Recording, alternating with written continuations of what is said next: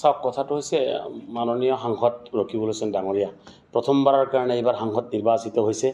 আৰু তেখেতে প্ৰথমবাৰৰ কাৰণে বক্তব্য ৰাখিছে সংসদৰ মজিয়াত যি বক্তব্য ৰাখিছে এইটো হাস্যকৰ বুলি নকওঁ তেখেতৰ দায়িত্ব আছিল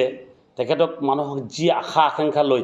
10 লাখ ভোটৰ ব্যৱধানত তেখেতক জিকাই দিছিলে সেই আশা আকাংক্ষা পানীত পেলাই দিছে আজিৰ দিনত বানপানীত আপোনাৰ মানুহ ককবকাই আছে ধুবুৰী গোৱালপাৰা সেই অঞ্চলৰ মানুহখিনি তেখেতে উত্থাপন কৰিব লাগিছিল বানপানী ৰাষ্ট্ৰীয় সমস্যা এটা সমাধান কৰাৰ কাৰণে এটা সমস্যা বুলি এটা দাবী উত্থাপন কৰিব লাগিছিল যি সময়ত অসমৰ আনএমপ্লয়মেণ্ট সমস্যা ইমান বৃদ্ধি হৈছে যে আপোনাৰ লাখ লাখ ল'ৰা ছোৱালী আনএমপ্লয়ড হৈছে এই বিষয়ে উত্থাপন কৰিব লাগিছিল তেখেতে উত্থাপন কৰিব লাগিছিল বান গৰাখহনীয়াত লাখ লাখ মানুহৰ আপোনাৰ মাটি ভেটি ঘৰ দুৱাৰ উচ্ছেদ হৈ পৰিছে সেই মানুহখিনি ক'ত থাকিব কি কৰিব এই কথা উত্থাপন কৰিব লাগিছিল তেখেতে উত্থাপন কৰিব লাগিছিল ডি ভোটাৰৰ সমস্যা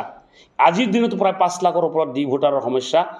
হৈ আছে ডি ভোটাৰ মানে কেছ খেলি আছে মানুহখিনিয়ে গতিকে এইবিলাক কথা উত্থাপন কৰিব লাগিছিল তেখেতে উত্থাপন কৰা নাই আসলে তেখেতে উত্থাপন নকৰাৰ কাৰণে মই তেখেতক ব্লেম নিদিওঁ এই কাৰণে নিদিওঁ যেতিয়া নেকি তেখেত মাননীয় মন্ত্ৰী আছিল অসম বিধানসভাৰ এজন শক্তিশালী মন্ত্ৰী আছিল তৰুণ গগৈ ডাঙৰীয়াৰ নেতৃত্বত যেতিয়া সরকার চলিছে সেই সময়ত আপনার তরুণ গগৈ ডাঙরের সুহাত বাওহাত স্বরূপে তেখেতে কাম করেছিল সেই সময়তে আপনার মুসলমানের কোনো একটা সমস্যার কথা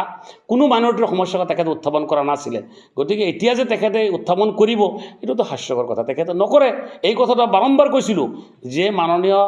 আপনাৰ সাংসদ ৰকিবুল হুছেইন ডাঙৰীয়া সাংসদ হলেও কোনোদিন আপোনালোকৰ সমস্যাৰ কথা উত্থাপন নকৰে আৰু তেখেতে সমস্যাবিলাক বিচাৰি নাপালে তেখেতে পালে ক'ত পালে কেৰমৰ সমস্যাৰ কথাটো ক'লে তেখেতে কেৰম খেলি ভাল পায় সেইকাৰণে কেৰমৰ কথাটো উত্থাপন কৰিছে গতিকে কেৰমটো এটা ৰাষ্ট্ৰীয় এটা খেল হিচাপে ঘোষণা কৰি দিলে ভাল আছিলে তেখেত যেহেতু আৰু এটা কথা কৈছে কেৰমৰ জৰিয়তে আপোনাৰ সব মানুহ এমপ্লয়মেণ্ট মানে আনএমপ্লয়মেণ্ট সমস্যা দূৰ হ'ব বুলি কৈছে এইটো এটা হাস্যকৰ কথা আমি লজ্জিত যে অসমৰ এজন সাংসদে দিল্লীত গৈ এইবিলাক কথা কৈছে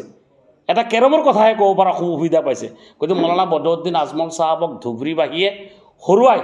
মানে ডাঙৰ এটা ক্ষতি কৰিছে যেটো ক্ষতিৰ কাৰণে আজি আমাৰ এটা মানে জ্বলন্ত উদাহৰণ আজি আমি পাৰ্লিয়ামেণ্টৰ মজিয়াত মানে দেখা পালোঁ আৰু